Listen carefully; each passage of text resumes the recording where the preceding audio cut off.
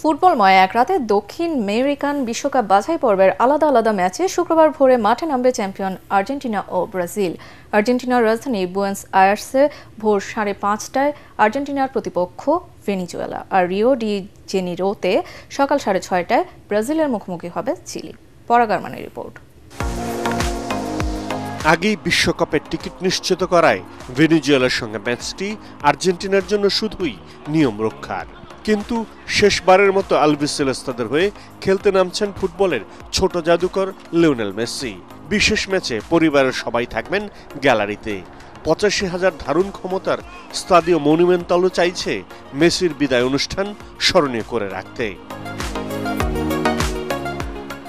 অবশ্য অবসর শব্দটি উচ্চারণ করেননি লিওনেল মেসি, তবে কদিন আগেই জানিয়েছেন বিশ্বকাপ বাছাই ঘরের মাঠে এটি আর্জেন্টিনার শেষ ম্যাচ, সুতরাং তার জন্যও বিশেষ কিছু।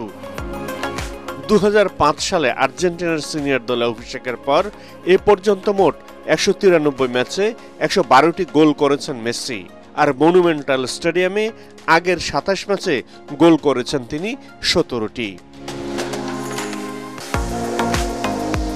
এদিকে 2026 সালের বিশ্বকাপ নিশ্চিত করা আরেক দল ব্রাজিলের জন্য ম্যাচটি হলো বাছাই পর্বে ঘরের মাঠে শেষ ম্যাচ, আর চিলির জন্য হলো জ্বলে ওঠার শেষ সুযোগ।